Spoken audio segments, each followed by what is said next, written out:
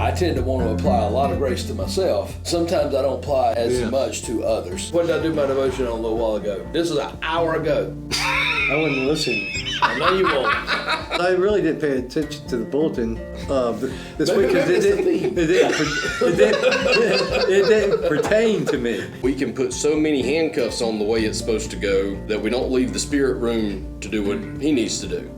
But I'm saying I think he would rather you be in his presence, even if everything you're doing in that presence isn't exactly what he wants you to do. I think he would rather be with you than for you to be trying to be perfect, right, but not including him. Yeah, you know what I mean? Yeah. To be willing to die for that person, anybody in God's family. Love them and want to die for them. I ain't gonna spend no time with them. Yeah, that's the easiest thing. I die for him. That means I don't have to see him anymore.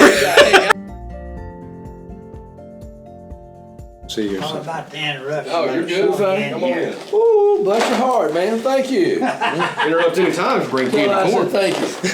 Oh, that's kind of Yeah, thanks. Yeah. Y'all got it. Yeah, we do. We do. What is the deal here? This is a podcast called The Other 167 of helping people live their life out, the other 167 Okay. hours of their life. Wave, if you This want to be is, on camera, this wave. is You can be Tom on. Hunt. Hey, Tom. Tom Hunt's one of our elders here at the church, and just Yeah, I know Kenny real well. Tom, Garrett. Garrett Leo. Tom taught me in RAs when I was a boy, so he's been around. It's been. Still going. Still going strong. Thank you. Take care, Tom. Thank you. There's stuff there, Kenny. That's the introduction for the show right there. There you go. I love these. Welcome to the 167. I might just take them home. No, don't take them home. Put them here first. Help yourself. Just put them in the Nah, middle if I eat first. too many, I get sick. Really? Yeah, Well, they ain't nothing but sugar. I know. But they are good. Those As are a my kid, favorites as a kid, man, man. I love think those the world things. of them. I might take them down to the beach with me. Still going dueling microphones again here because this one I haven't quite figured out the settings. I've recorded on it 2 or 3 times and it sounds like it's a rock concert, just blaring loud, fuzzy, and all that stuff. So I changed the gain and I want to turn the volume down just a tiny little bit. He was playing with it a whole lot last week. No, it wasn't his fault. It was. That man was turning every knob on it. I did the sound check on my headphones, Right. and it sounded fine. But then when I put it into the computer, it came out way louder than I meant for it. So yeah, we're still sorting out all the technology. So last week was our 1 year anniversary. This would be the 1 year anniversary of our second show, and our second show was titled "He's Saying Go Buy a Case." Oh, I yes, talked go about buy a case, and here we are. I still haven't bought a case. Still got a messed up screensaver. But so the other day I was in a gas station. I do have a case, but it doesn't fit that one. And it's Right. also my wallet. So I have a case wallet thing. I haven't bought a new one yet to fit that. So when I go into a gas station or something, pay for something, I have my case there. Well, the other day the gas station clerk saw it and he saw the case. He said, "Where's your phone?" Yeah, Because I don't have the just got phone a in case. there. I just got my the wallet. case. I just carry my case around. That's what I pay for things with. Well, I guess we should record some show too. That's while right, we're here. I guess. So, welcome back. If I didn't get it in earlier, welcome back to the other 167. Garrett, Kenny, and Ben. Kenny, I did the highlight reel this week. I sent it to you guys. I don't know if you saw it. No, I saw it Just come got up, it today. but I just did it today. Yeah. I hadn't looked at it. It was the Kenny show. Oh, was Yeah. it? As yeah. expected. I didn't look at it. I could do only it. because I was on the road doing Yeah. other things. I had Yeah, don't watch our videos on the road, please. Yeah. Don't want to do that. PSA. Do you have the bulletin? Because I didn't bring that. I had From it. Sunday? Yeah. I've got I my don't know bulletin. if I did. I got the same bulletin that you gave me 2 weeks ago. Or one of y'all Well, gave it me would this be 2 the weeks same. I ago. was going to fill it out. For Yeah. you. Or did you? I got it filled out, I He think. watches. Actually, no, I did miss one letter. Uh-oh, I which missed one? the first bullet.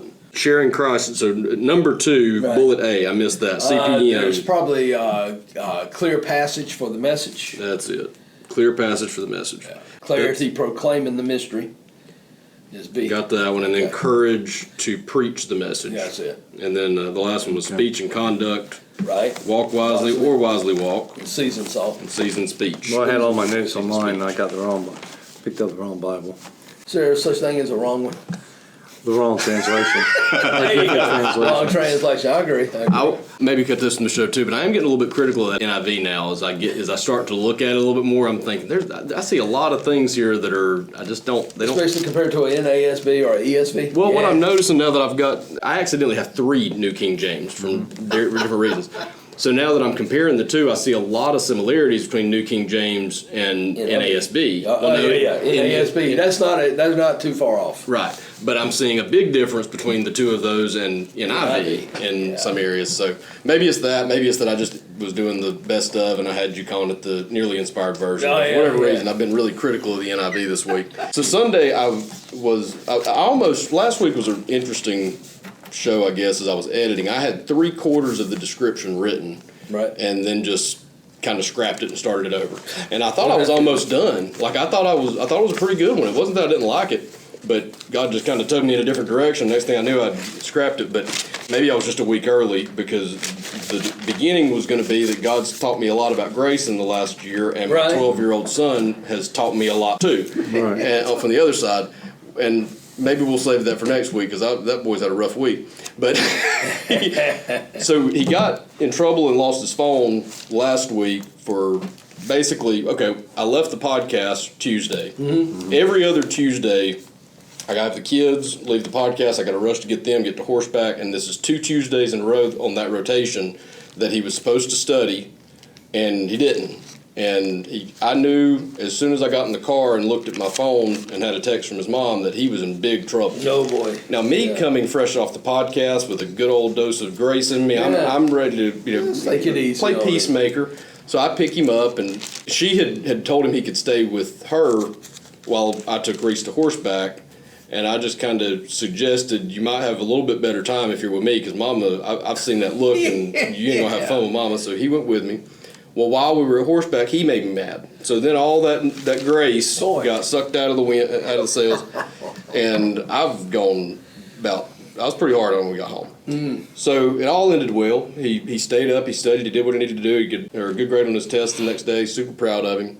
And then fast forward to Sunday, and I have ADD, but he's the level of forgetfulness and the level of lack of focus that he has sometimes is like you almost have to try, Like the boy will lose one shoe.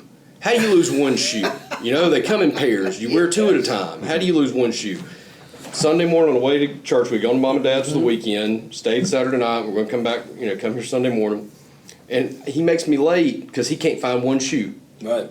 We look for 15 minutes, finally get in the car to head down here, and I'm just barely going to make it on time, and we get there and I can't find my wallet. We couldn't find my wallet because it was in his seat in the car, and he threw it off to the side, and I didn't know where he put it. I looked everywhere I could look for this thing. So within 30 minutes Sunday morning, he has single-handedly cost me an hour. But so we ended up watching church together Sunday, though, because I think he was trying to suck up.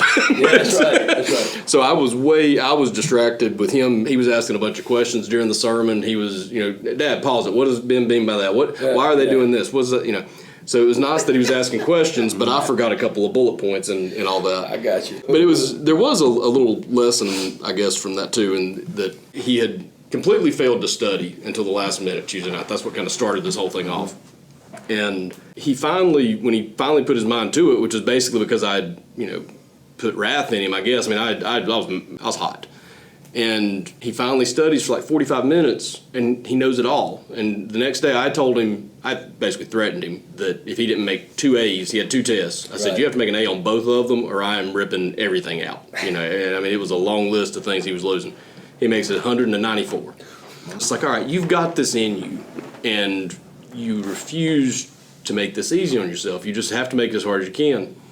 And I was thinking about what I wanted to say to him. And the next day when I saw him, I said, now do you understand why I'm so demanding? Because I know what your best is capable of. Yep. And it was no sooner than I got that word out that I felt the Spirit say the same thing to me. As it's like now let's turn that around on you. That's a good lesson. That was a kind of a key thing of the week, because yes, I am hard on Gabe in some ways, but it is because of if he would just follow the simple things I'm telling him to do, I see what he's capable of.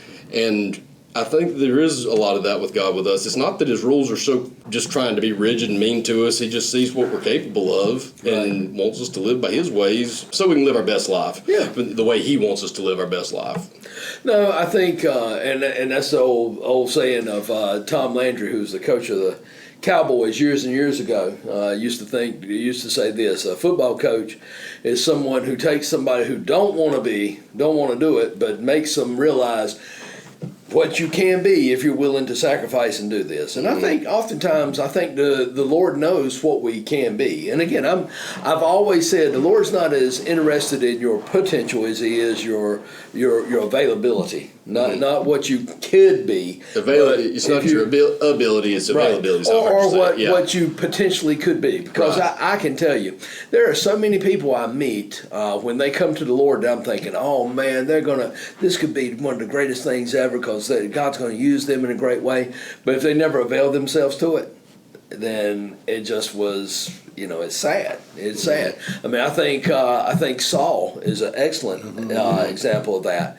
That I believe Saul had the opportunity that his line would have reigned forever, but he blew it, and then it became David.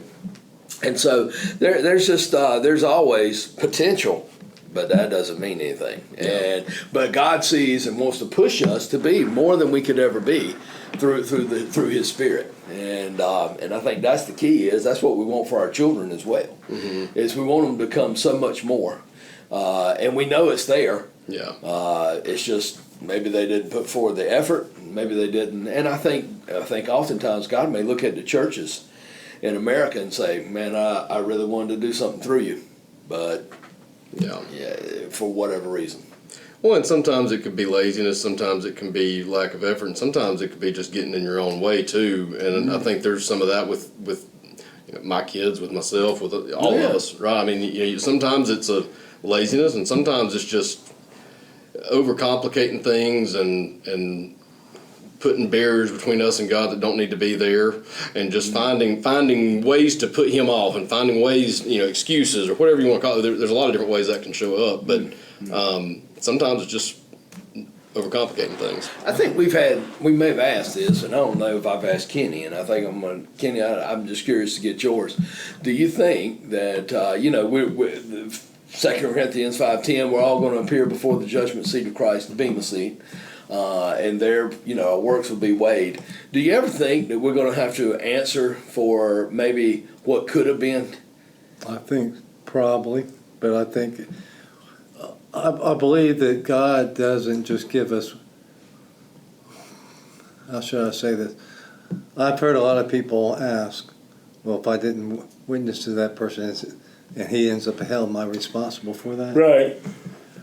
I think you should have, and of course I don't know how that's going to work out, but I think the person that ends up in hell, I don't think I was the only opportunity that he had. No, I don't think I can be to blame for that. I think God showed him, of course, if you look at nature, that's one way He shows that there is a God, that there is a spiritual human being. So I'm off the hook for as him not accept, for him not But you still didn't. but I know should that. have, yes. And I think it's a lot. I do think that I wouldn't say that we lost opportunity as much as we're rewarded for what we did do. But it's a very gray area for me. Or missed an opportunity. Yeah. Is that right?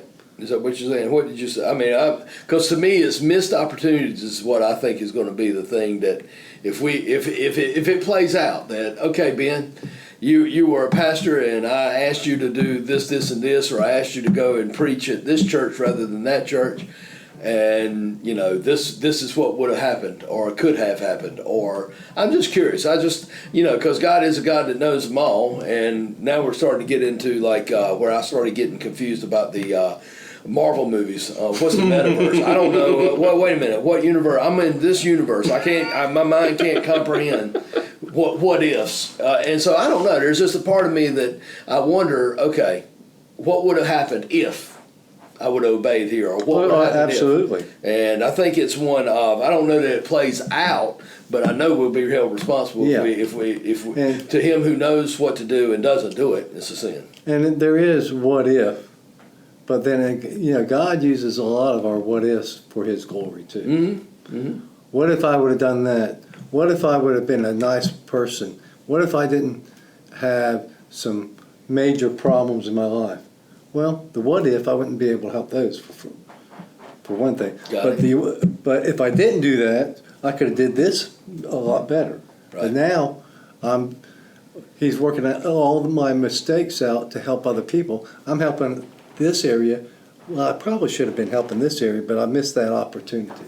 I can't really prove that in the Bible. Yeah, Or I think that's the whole thing. Is this is just more speculation, but Yeah. it does kind of. It's something that stirs me. It kind of Well- jars me. That okay, think about everything or every decision we do. It does make a difference down the line, Yes. and I want to make sure that I do. Want to be obedient if I can be. Of course, you're responsible for the ministry of the church. You know, the Lord's going to hold you accountable for how you preach the Word of God. But I'm also responsible for you so you can be free of other things, so you can Right. spend more time. Like we were talking about today about the altar call. Mm-hmm. You know, we all work together for that one after sermon, that 2-minute, 5-minute altar call. That's the highlight of our week. Right, I mean, it should be. right, And my part was, well, I wasn't on call on that, but I recognized it, that we had 3 people up there and nobody helping you. And that takes away from you. I mean, you did a good job. You were working around and doing what you could, but you could have did a lot better. right. I mean, if you had that interruption, you would have did a lot better. Well, and you hate that. Okay, you're talking to so and so, and And you're trying to do 2 things at one time. and you want to give them time to fill out And stuff. And so that was the failure on the deacon's part. That's how I see we it. did all right, but Well, yeah, yeah. I think but being there to help is always and I think that goes back to that's just not just deacons. That's everything in life. Well, that's everything. Man, if I could have just been there, and look, you can beat yourself to death over those too, because there've been many a time that okay, I was here at the church doing this, and I wish I could have been so and so because it was her last day, and I figured it was getting close, and I wasn't. Those kind of things. So I really believe that a person that comes to save, it's the whole church that has helped out in that, doing their part.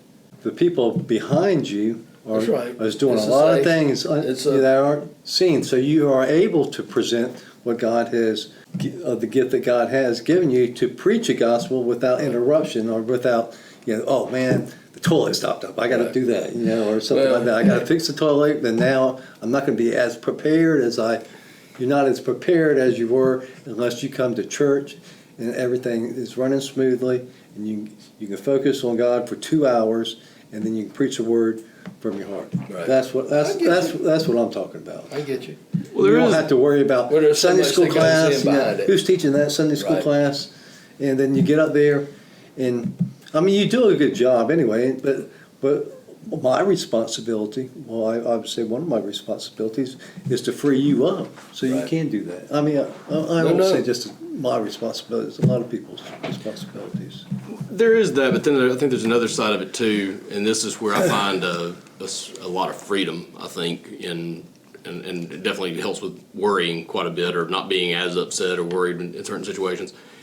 Sunday morning was a train wreck for me. I was trying my best, and I had gotten up early and done everything by the book and done everything exactly. I mean, when we're leaving and I'm getting short with the kids, one of the reasons that I was short-tempered was I've been up since 6:30. I'd done what I needed to do, and then in the last 15 minutes, y'all have goofed off and ruined it. It's hit the fan. But at the same time, even though I wish I would have been here, I wish the kids would have been here, and that would have been, to me, option A. That's probably the longest and best conversation that I've had with Gabe about church and God and faith and what all this means, because it was just me and him, partially because he was probably sucking up, and also because what happened with that is when I got downstairs to watch church, I said, he was playing video games on the TV, and I said, get out. I said, I'm watching church. So he got ready to get up and walk out, and he said, Dad, do you remember the last time you didn't watch church or go to church? And I said, not either or. And he started asking questions about, well, what made you, because you didn't used to be that way about it. What made you change about it? And then this kind of turned, I didn't start the service probably till 11:50, because he asked me so many questions that I kind of gave Gabe like a little mini testimony of myself in the last couple of years in that little thing. So that conversation doesn't happen if we things go away according to plan. For all I know, God helped him forget his shoes because he needed, that's what he wanted that day. So sometimes things not going according to plan and getting a little crazy is something that God needs to use in a situation. I could play this game all day long for why did we have such a big response Sunday and why was there not other people there? I mean, but sometimes God does good things with that chaos, and that chaos is for a purpose. No, I think the unplanned times in our life when we had not planned on this happening or that happening or didn't foresee that happening, that's when God does his best work. Yes. Yeah. And I agree, but Paul also says the body, we're all part of the body. And if I don't perform what I'm supposed to do, I agree you're wholeheartedly not at your best. Yeah. And we want you at your best. Yeah, and I agree wholeheartedly with what you're saying too. I think if we're thinking about what we should do in hindsight or even in real time, we should be coming in and helping Ben in that situation when he's overwhelmed, got a lot of stuff going on. We should be coming in there, just like Gabe should be keeping up with his shoes. There's a way we want things to flow. At the same time, sometimes they don't go exactly according to the plans that we thought we had played out, and things may not quite. Why did that person not come and help? Doesn't that person know that he should be coming up here and helping right now? There every Sunday. Well, God might have had something else that He was dealing with that person in that particular moment for whatever. I think there's something in my notes here, so I'm getting my Sunday school lessons ready for Sunday, and I've got this one note that popped up twice, which is let the Spirit work. Right. Get out of the way and let the Spirit work. Because we can put our flavor of what something's supposed to look like, and it may be good, well intended, and we have all the best. It's a godly feeling and thought behind this, and we are trying to do this the right way biblically, but we can put so many handcuffs on the way it's supposed to go that we don't leave the Spirit room to do what He needs to do. And once you I had a conversation that kind of spun into this a little bit where we talked about there's the Bible, there's prayer, and there's the Holy Spirit, and all these things kind of working together for salvation, sanctification, Right. And what role does each of these play? And to me, I mean, the Holy Spirit's driving it all. Like it's the Holy Spirit that helps you interpret the Scripture. It's Holy Spirit that's hopefully directing you in your prayer life. It's Holy Spirit that's walking with you to help you know. Oh, go help this person move that box. Oh, yes. Go help this person do that. Yeah. That's the rubber meeting the road, so to speak. And we don't know His ways always, and sometimes we can get. I could have gotten so mad Sunday morning at Gabe over you made me miss church. Yeah. That it ruined my experience of church, much less not get the opportunity to have the conversation with him. And most of my notes from church kind of came from my conversation with him. I was watching your sermon and that too, That's but great. a lot of my notes in my book from this Sunday were from that conversation and things. So, it was like the one that I had here. I mean, with Gabe, he wasn't paying attention to church. I don't have any illusions that he was paying close attention. I mean, it sounded like he was asking a lot of questions, so He was. that's even better. He was trying to pay attention. He was sitting there, but he's bouncing all over the couch, and I'm like, Gabe, sit down, sit down. Yeah. But at the same time, it was enough for me that he was just there with me, right? Just sitting there with me, and he heard you in the background, and he was trying to pay attention. The fact that he didn't have his notebook out and was taking every single note just right, I know he don't remember what your key points were, but him being there with me was more important than any of that was. Well, I think that's kind of the way God feels a lot of times about us. Just be here with me. Yeah, I think that's a God-sized thing too. There was an image that I don't know where exactly it came from or when it came from or whatever, but grace has been something on my mind a lot in the last week or so. The last Tuesday, Wednesday, Thursday, editing the show or whatever it was. I did the class, discipleship class, Transforming Grace Wednesday. Yes. Grace was like my theme word of the week, it seemed like. Class. And one of the things I was thinking about with that is the way we see other believers versus the way God likely sees other believers. Yeah. So you take the kids, for example. Gabe's 12, Reese is 9, Christian's 4. They are on various levels of abilities in every walk of life, right? Yes. Gabe there's some things actually Reese can do better than Gabe. There's some things Christian can do better than either of them, but they all are at different stages in their development in different categories. And that doesn't change my feelings or love for them one bit, right? Remember me telling you a story of Gabe and Reese trying to get Christian in trouble because he said something he shouldn't have said one time. And I've seen it a lot with Gabe kind of picking on Christian because he he's not as smart as Gabe. He's 4, right? So Gabe will ask him a question, knowing full well he don't know it. Just so, and I'll tell him, like, does that make you feel good that you're smarter than a you're picking on 4-year-old? the 4-year-old Like, dude. what is that?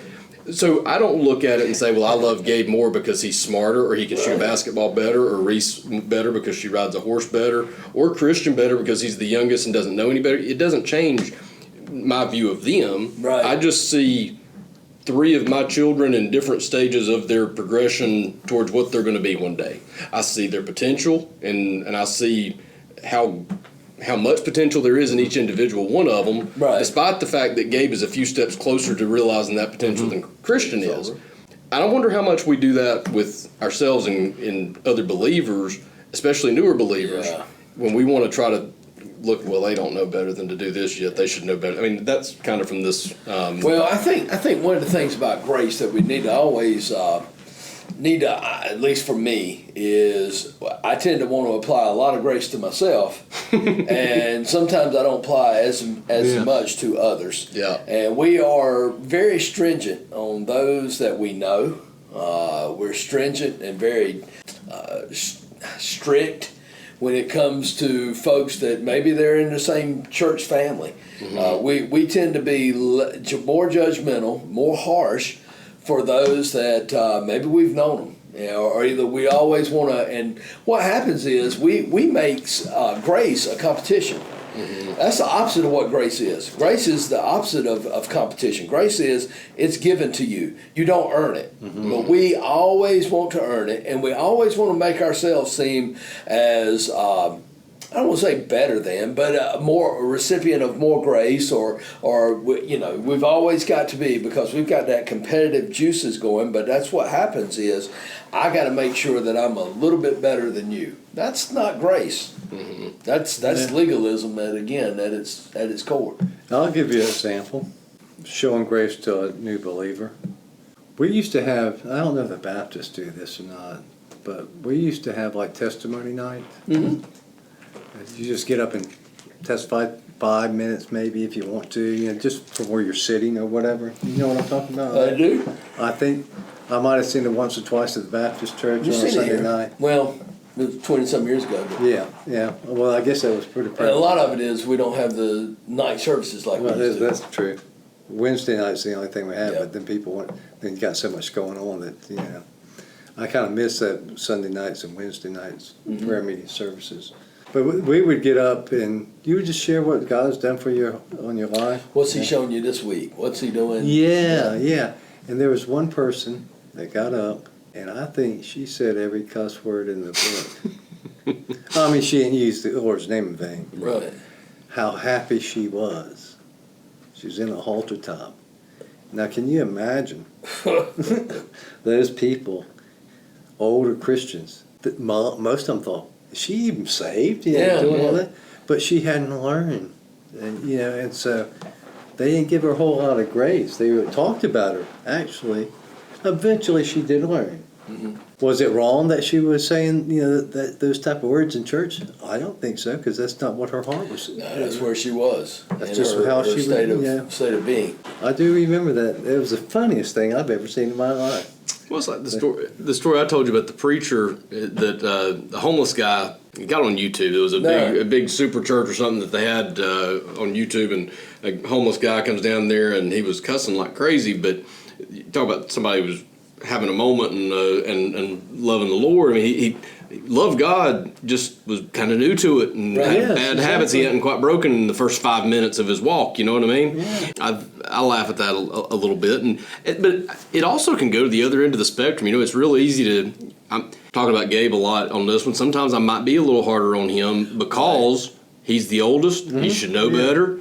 But there's also, you're the pastor. You should know better. But I still give you the same, or should be giving you the same level of grace that I give a new believer, because you're still working through things in your walk too. We all are, and we all are. Just because you've been walking for 50 years doesn't mean you don't have a struggle here and there that you still have to work through. So sometimes it can be easier to be judgmental of the ones that you do think ought to know better, and to some extent you are held to a higher standard in some ways when you're in that leadership position, for sure. And when you have been, I mean, there is to some extent you should know better, Right. but there's a lot of things that we all should know better, but we all probably still have our struggles that even though we do know better, we still struggle with them.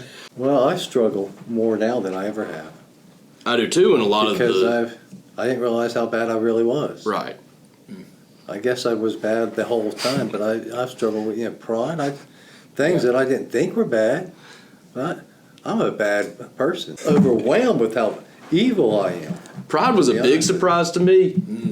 Self-righteousness is the one that was the biggest surprise to me. I didn't realize how self-righteous I I think was. we all have become Well, pride and self-righteousness are They go kinda close. they are almost the same coin, different sides in a way. I mean, I'm bad, but like I said, I'm not as bad as pride. But self-righteousness. Have you heard comes that right before? straight from pride. A couple times. I'm not, but I'm not bad. I'm not like him. Yeah, and that's what we want to do. Yeah. And we want to compare ourselves to the wrong standard, but it is when you've got a self-righteousness, man, that's going to lead itself. And I think that just stems right from when pride.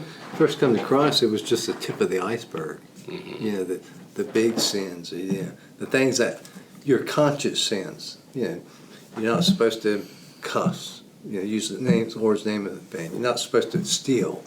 Obey your parents. The big things that I had a built-in conscience for. Mm-hmm. But as I've gone through my life, that was just the beginning. The tip of the iceberg above water is not very Yeah. nowhere 10%. near the size of 10%. it. Yeah. Yeah. Is it 2%?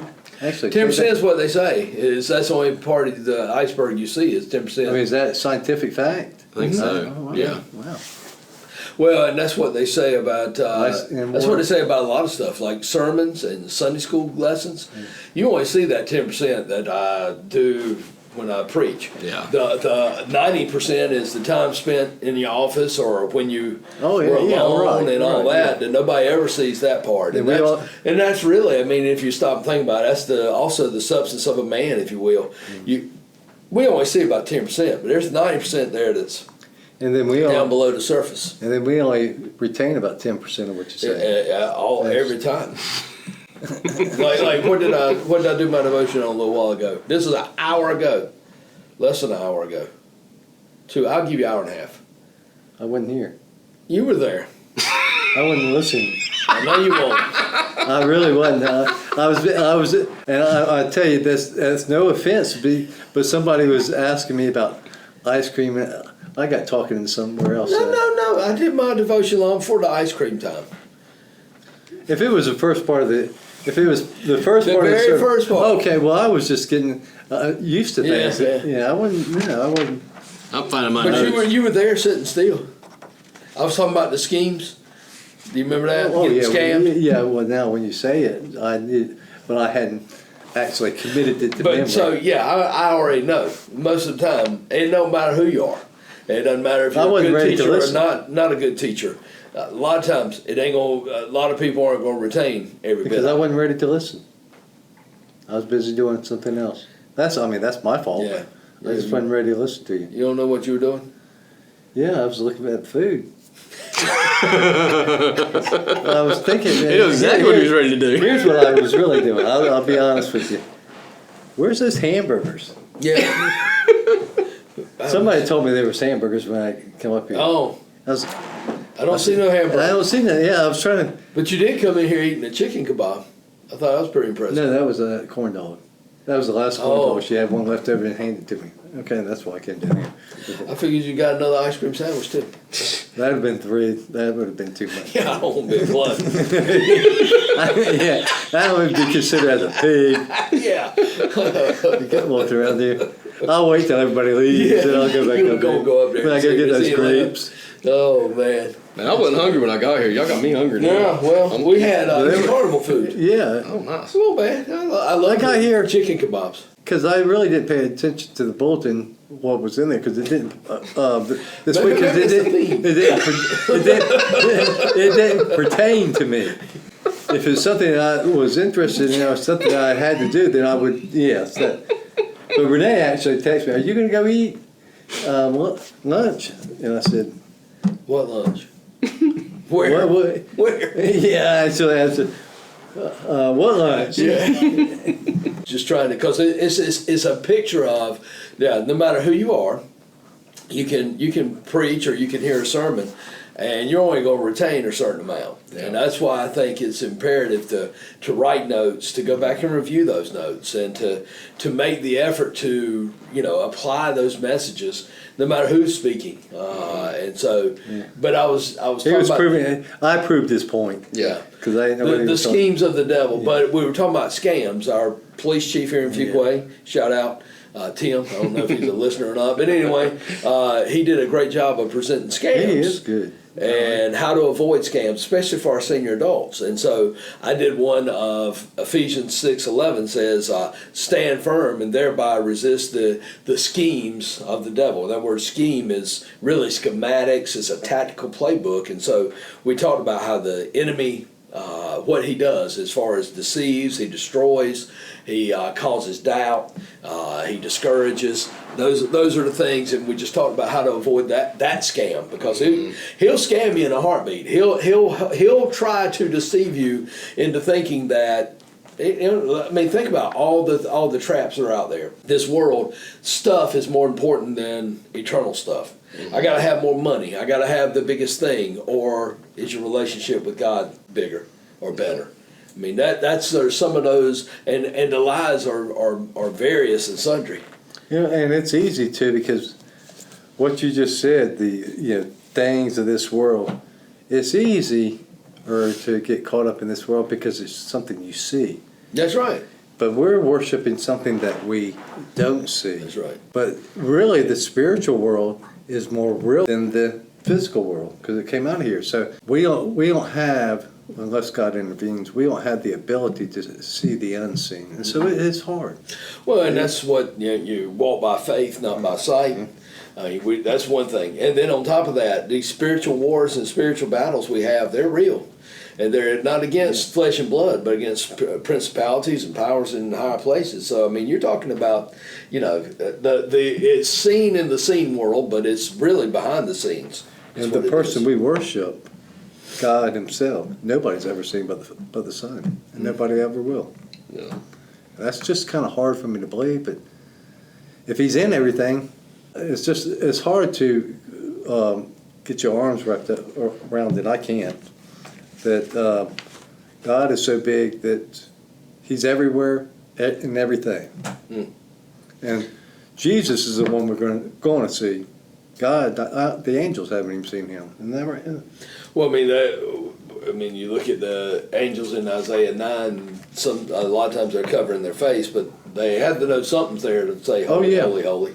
I'm just wondering if Satan did not realize who he was really fighting against. Oh, I think he did. Okay. He just again, self-righteousness and pride. But I mean, goes that I'm better than that. I guess. But it makes you also wonder, man, what was he like? What was he thinking? I just don't know. I mean, I think he saw Jesus. I don't know, and I don't need to know, and I probably never will. Well, I mean, it just goes to show when you think you're pride, or you think you're better than, and that's exactly what our pride is. I know better. I mean, really, when you stop and think about it, I know better than what God knows. I mean, that's what our sin says.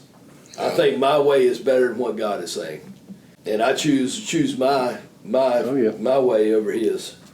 Well, and nobody would I mean, that doesn't take a whole lot of logic to unpack that's one of the dumbest things in the world to think, right? That you know more and you're wiser than or you just don't care. Or you just don't care. But there was something you were saying right there that kind of took me back to last Thursday's Bible study that I love this. I think it's in the book, World of the End is the name of the book David Jeremiah wrote, but he said this in the video too, when you let Satan in, this was set up by David Jeremiah talking about he really only has one play. Deception is the devil's number one. Like he runs it in 100 different. He's got a playbook. He's got 100 different formations to run it out of, but deception's really his go-to. It is simple, right? And he runs it to a perfection. And his quote in this that I wrote down was, "When you let Satan in, you think less about grace and more about the law." And I do think that there was something really interesting to that.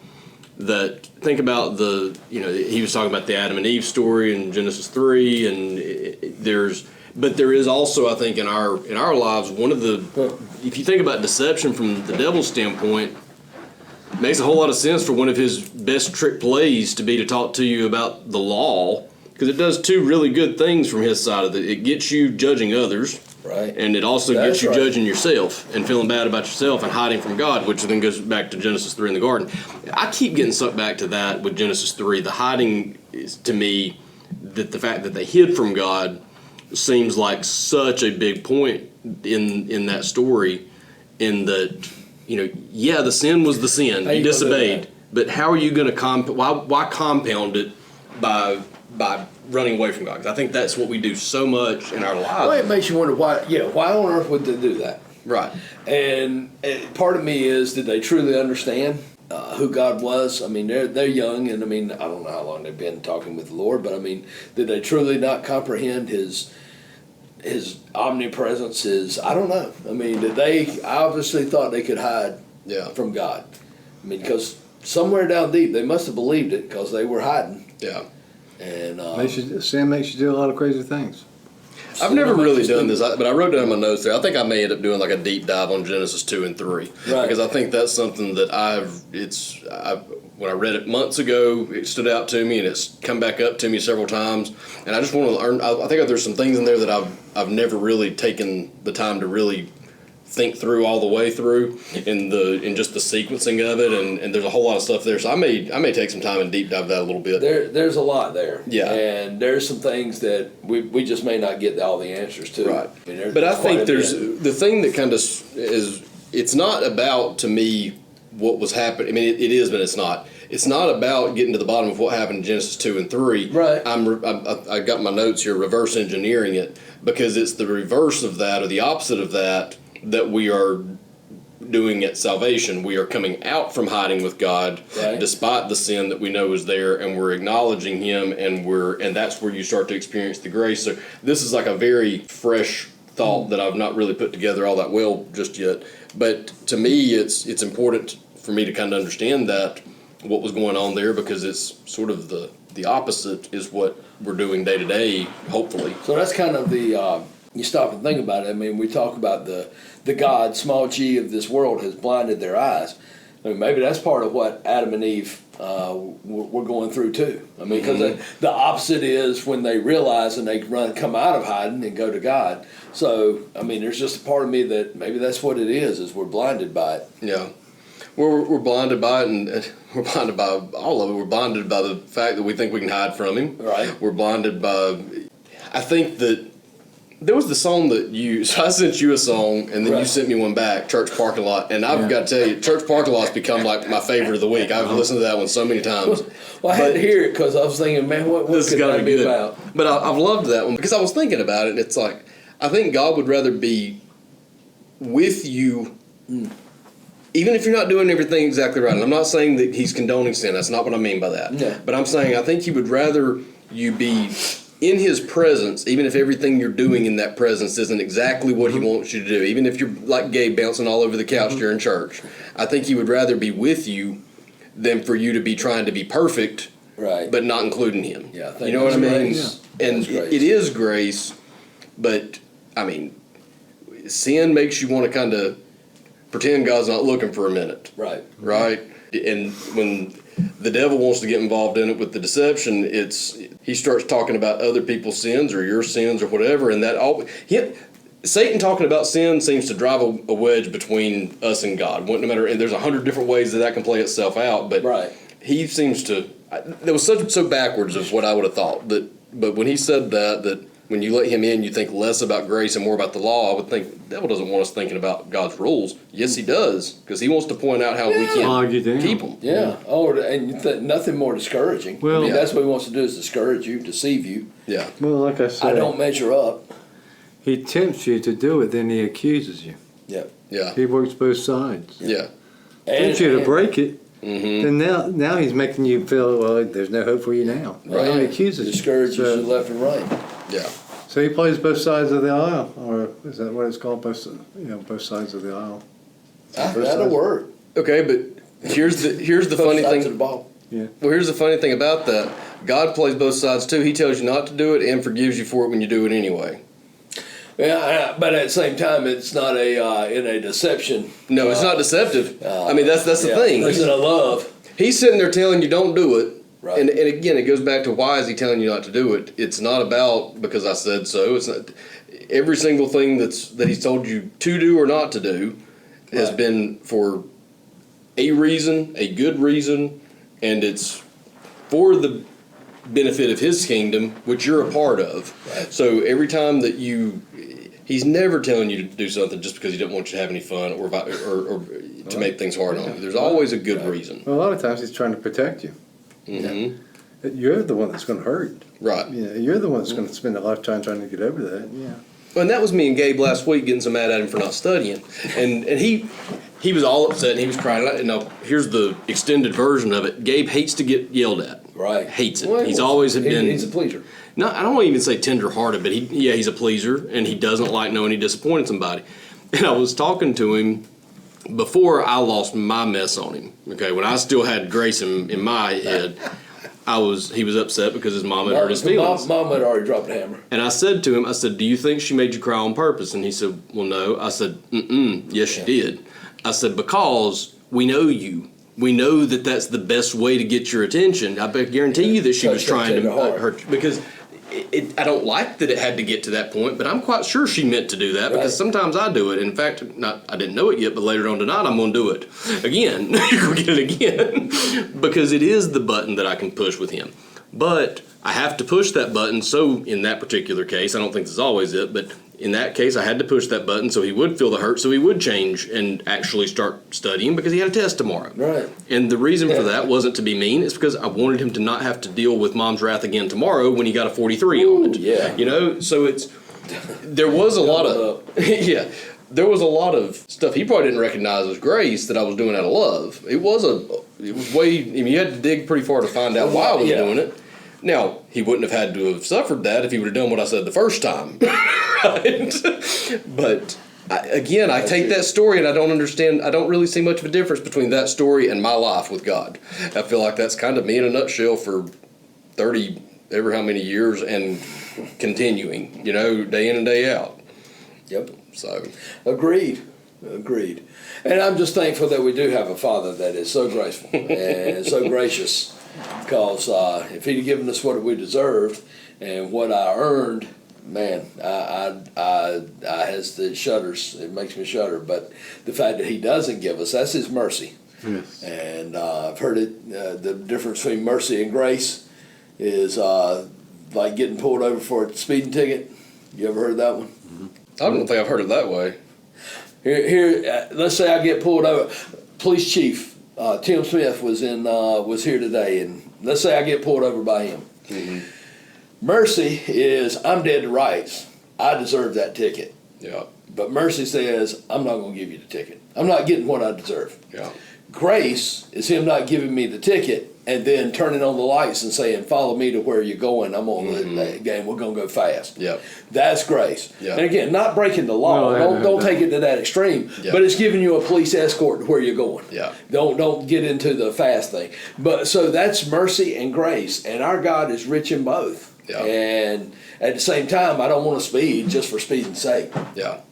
Well, and then again, it gets back to at the end of the day, none of this is to say, as Paul said, it doesn't mean just go sin because you got grace. That's right. What it gets to is at the point once you feel that grace and you feel that love and you feel that, oh man, he just wants to be, okay, if he wants to be with me, even if I am sinning, man, that's a lot of love to want to be here while I'm hurting your feelings and doing this.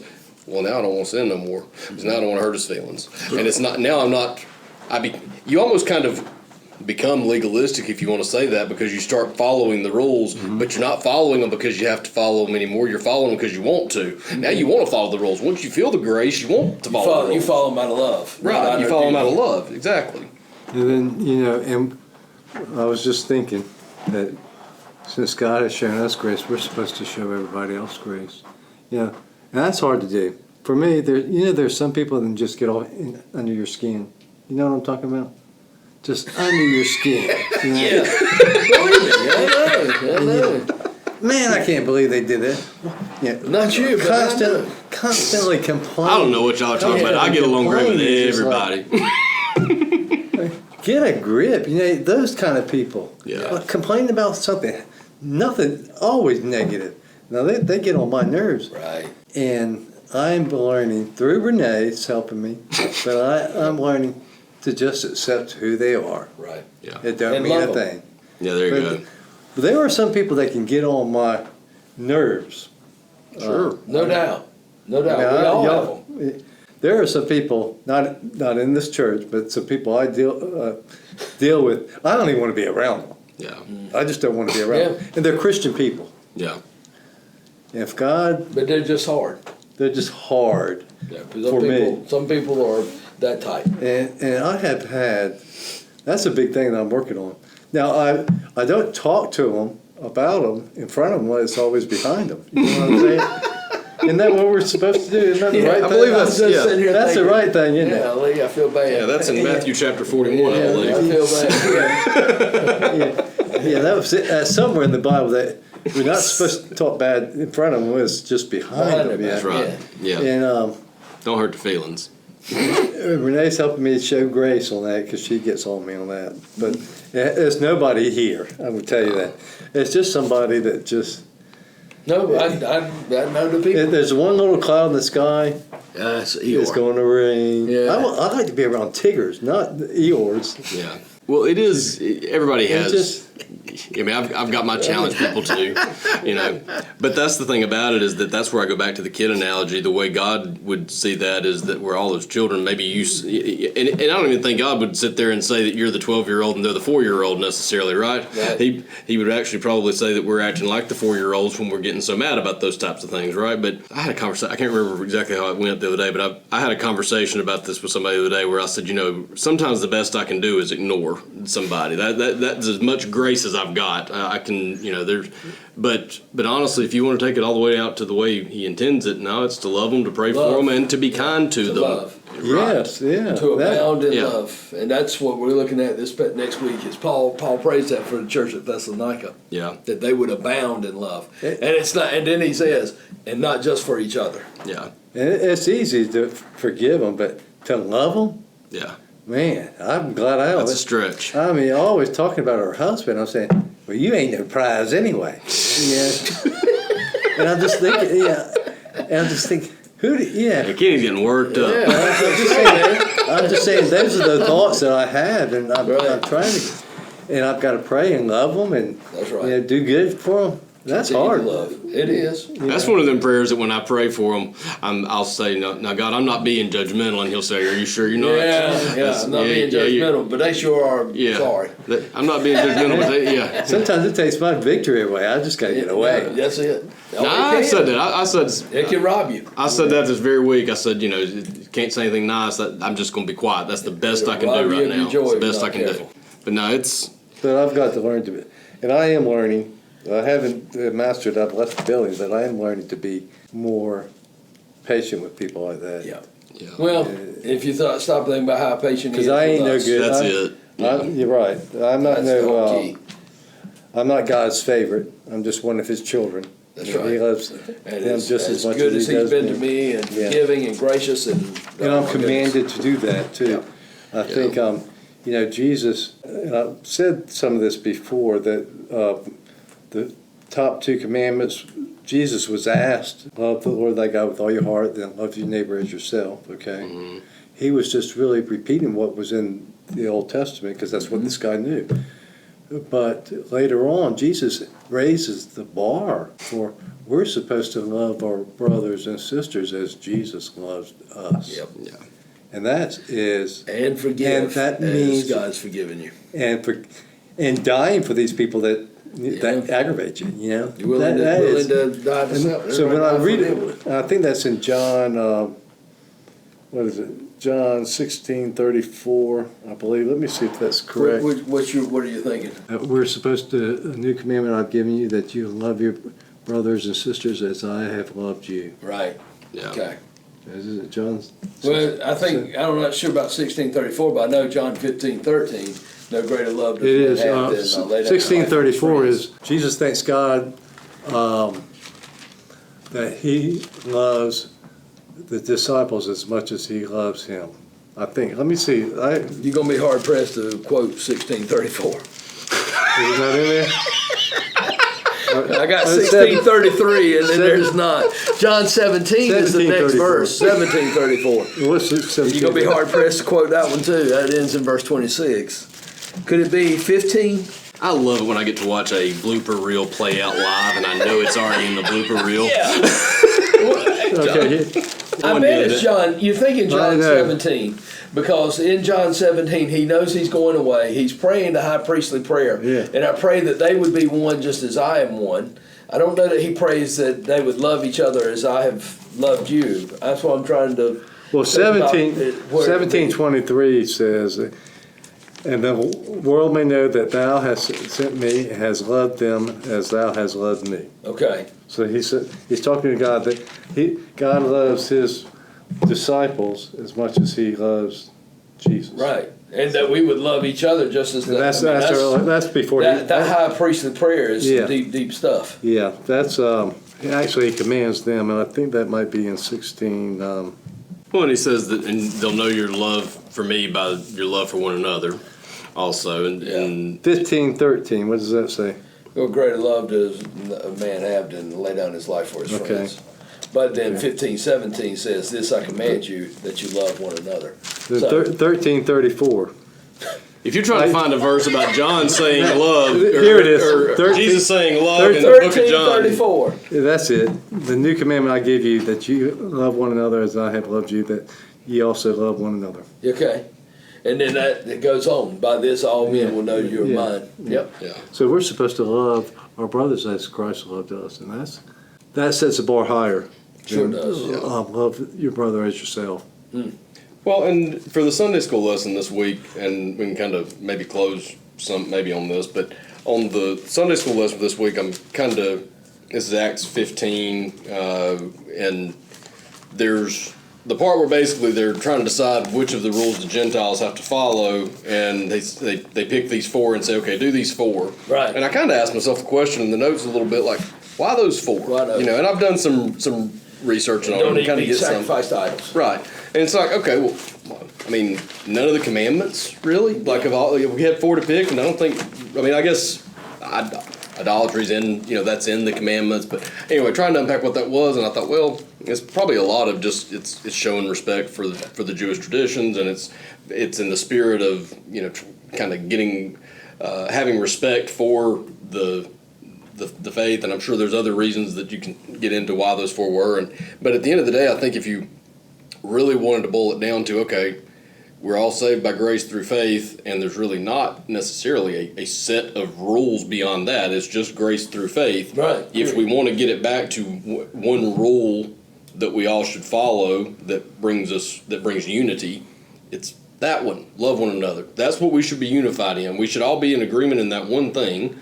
And if we could just figure out how to master that one thing, all these other things work themselves out. It's just we can't get that one nailed down. We can't figure out how to love one another. No. That's why we have to figure out, well, when we don't love this person, how do we treat this? When we don't love that, how do we treat that? That's what I was talking about, that person that aggravates me. That's right. We have to figure out how do we not be judgmental when Yes. we don't love someone. And truth be known, I mean, let's just face facts. Because we're so fallen, the love of God is so foreign to us that there's a love that great, a love that we're so selfish, and everything we do is from that selfish / self-preservation, self-lookout, that we don't know anything about selflessness, and it takes the Spirit of God working in us just to get us to where we understand it or get close to where we'd even practice it. Yeah. So, I mean, that's the thing of when you think about how foreign it is to us. What God is and His grace, His mercy, His forgiveness. That's why it just seems this is impossible. Yeah. That's why we have to have Him in us. That's right. Oh, It takes yeah. the Spirit of God living in us to just realize how impossible it is for us to do That's the right. one thing He wants us to do. It's You're just right. what His standard is. When Yeah. you talk about, when He says love, well, He's willing to go to the cross. Yeah. When He says forgive, well, what's the standard? Just as I've forgiven you. There are no buts attached to it. You forgive. When He says that all that He's told us to do, we do it just as Christ did. Whew. Man, I just realized this is going to be a terrible week coming up because God always tests me about what we talk about. So, somebody's going to make me mad. Somebody's going to make me mad this week. Well, I'll tell you who not to talk to. Where's my phone? I'm going to go ahead and block. I can give you. I know a couple people I'm going to block. I'll give you a few not to talk to. Great. That's great. I struggle with that. Now, it's not, but I have to come to the knowledge that there's nobody favorite. That's right. And that I'm just one of his children. They are loved by God. And I am required to love that person as I love myself. And also to be willing to die for that person. To be willing to die for you, to be willing to die for me. To anybody in God's family. And that's, am I there? I haven't been tried that. I mean, I can't answer love that. them and want to die for them. I ain't gonna spend no time with them. That's the easiest thing. I die for them. That means I don't have to see them anymore. I'm out of here. Yeah, I ain't gotta spend all that time with them. You can spend an hour with them, or you can die for them. Which you want to choose? I'll take the bullet. I'll take the bullet. Oh, I know that one very well. Man. All right, guys. Always a blast. I appreciate it. Drive Appreciate careful, y'all. man. I'm gonna try. You heading out? Trying to. Go ahead. No, I was just wondering. You done? If you're trying to cheat off my notes, I have the worst No, handwriting no. in the world. I told you guys that this won't be in the show. Did I tell y'all that I made the mistake of sharing my location with Heather a long time ago, just so when I was driving back and forth to mom and dad's or wherever she could know when we made it safe. And I just forgot about it. If I hadn't left on time to get the kids to school, she'll text me like, "What are y'all doing? Why have you not left going to school yet?" I told mom the other day, I need to figure out how to disable this ex-wife alert feature that this iPhone seems to have. I didn't know it had this.